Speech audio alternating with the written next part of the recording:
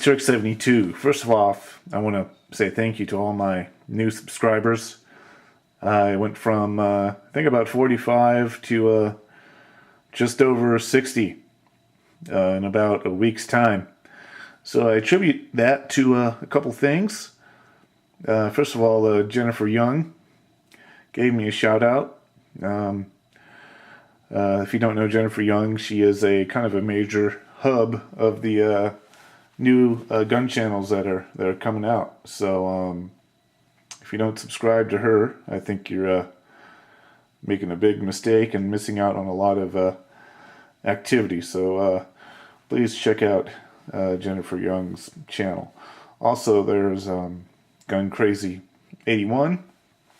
He gave me a shout out as well. I was very appreciative of, and he just did a video on the history of the Mosin Nagant that was very good and quite frankly deserves to go viral. So today what I'm going to talk about is your first long gun purchase, and what you need to consider, and what I learned, after and thought about after my first long gun purchase.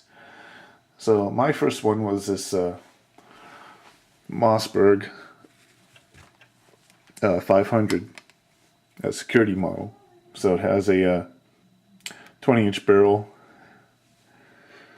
and has a 7-round tubular magazine. And I put a cheap little butt cuff on here. It costs about $8. It doesn't fit perfectly, but it does the job. And so, so this one, like I said, can handle 7 2 3/4-inch shells or 6 3-inch shells, and one in the chamber. So Mossbergs are good for left-handers because it has a safety in the middle.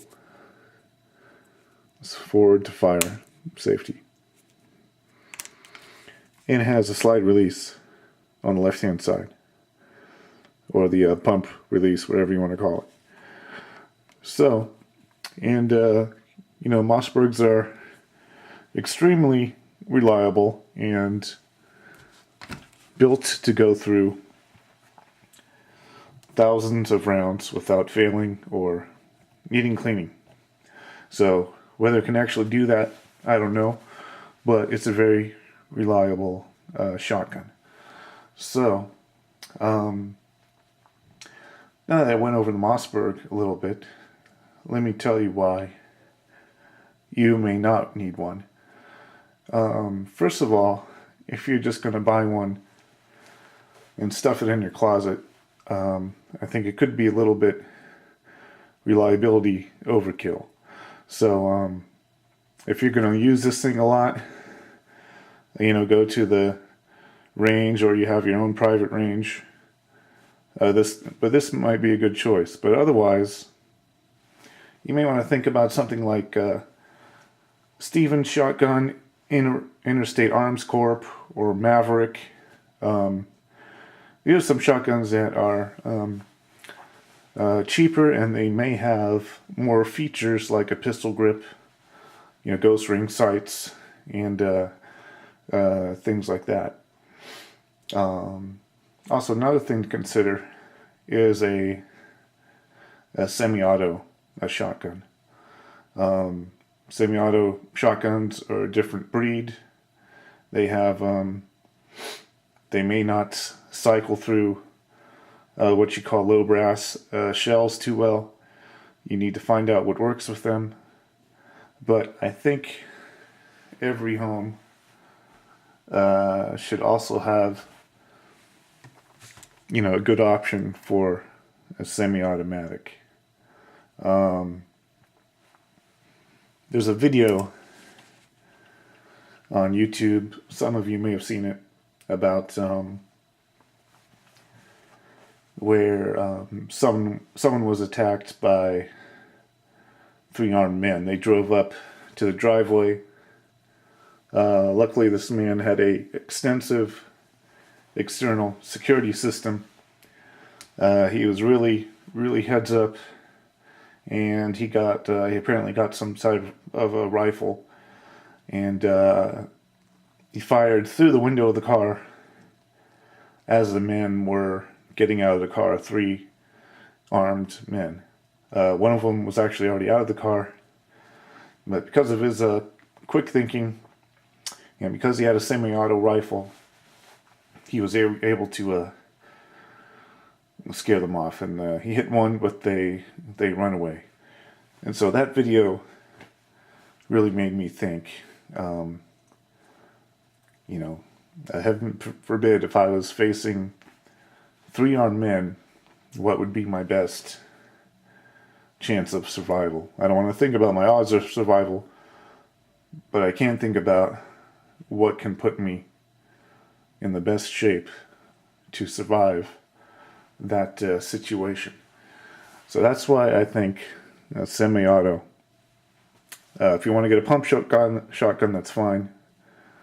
Otherwise, I think every home should also have a good semi-auto shotgun or rifle.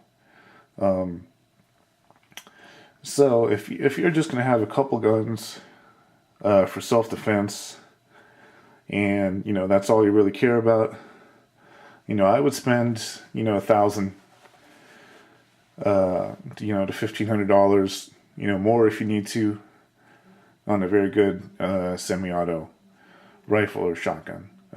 Find out what type of loads you can handle, what cycles best through your gun. On this Mossberg here, I mean, sure, I can handle 1 round per second of whatever load you want to put through there. But if I was going to go, boom, boom, boom, boom, boom, could I handle that recoil? I don't know. So if you're going, semi-auto, you may need to get, lighter loads, or get a 20 gauge and find out what you can handle. So, yeah, check out those videos. If you search YouTube for, 3 armed men, I'm sure you'll get plenty examples. And just think about, what you could do to best survive that situation. And I think having pump shotgun may not be the best thing in that situation. If you take a look at TN Outdoors 9 and look at how fast he can use the pump shotgun, if you're not as good as him and you have 3 armed intruders, you could be in trouble. So please think about your first long gun purchase carefully, and what you need to defend your home. So this is Turk72 out.